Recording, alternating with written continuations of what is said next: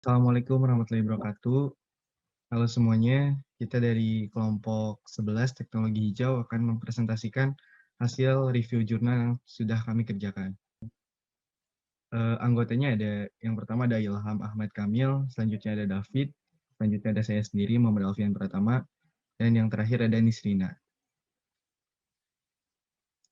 Nah, yang akan kita bahas adalah seperti ini. Yang pertama, kita akan bahas identitas jurnalnya, lalu permasalahan, tujuan penelitian, metode penelitian, hasil penelitian, kontribusi untuk sustainability, kekurangan dari penelitian, dan apa yang bisa kita kembangkan di penelitian selanjutnya.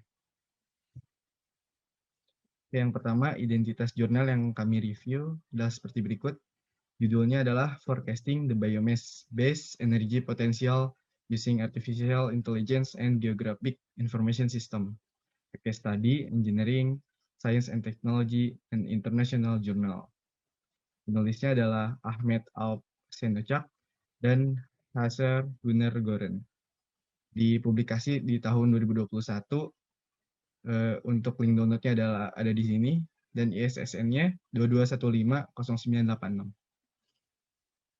Baik, selanjutnya untuk permasalahan akan dibahas oleh David. Jadi untuk permasalahan dari artikel ini yaitu untuk memenuhi kebutuhan energi secara berkelanjutan, bahan bakar fosil harus diganti dengan alternatif sumber daya dan teknologi.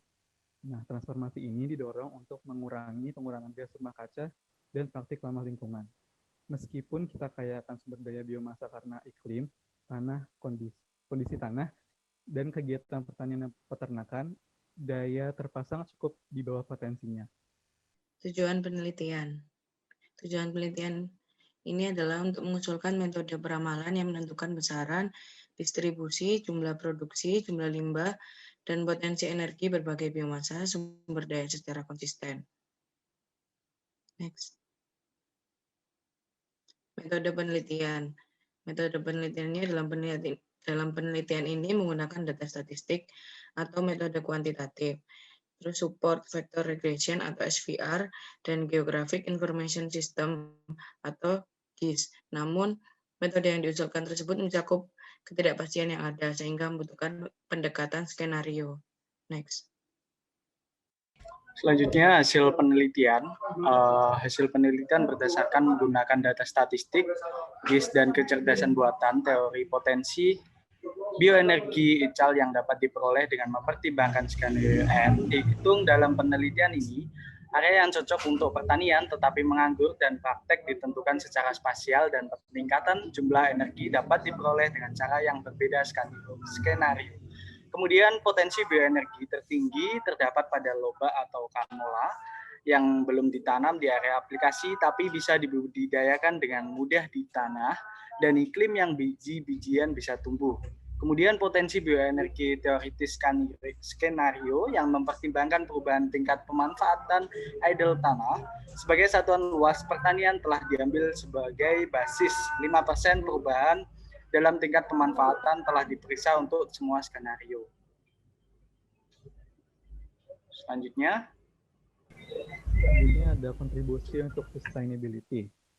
Hasil penelitian menunjukkan bahwa peningkatan energi sekitar 29,2%, 27,8%, dan 27,6% dapat diperoleh dari sisa pertanian rapeseed dalam 3 tahun ke depan jika ditanam pada seperempat lahan tidur. Selain itu, dengan skenario ini, total kebutuhan listrik tahunan sebesar 6.972, 6.663, dan 6.545 rumah dapat dipenuhi dari sisa pertanian secara berkelanjutan dan bersih. Metode yang diusulkan dapat diterapkan ke berbagai wilayah, berbagai sumber daya biomasa, dan digunakan untuk membuat keputusan strategis di bidang ini. Kemudian selanjutnya kekurangan dari penelitian. Menurut dari kelompok kami, kekurangan dari penelitian ini yaitu bahasa yang digunakan terlalu berbelit-belit sehingga kurang mudah dipahami oleh pembaca yang terutama pembaca awam. Begitu. Baik, yang terakhir ada apa yang bisa dikembangkan di penelitian selanjutnya.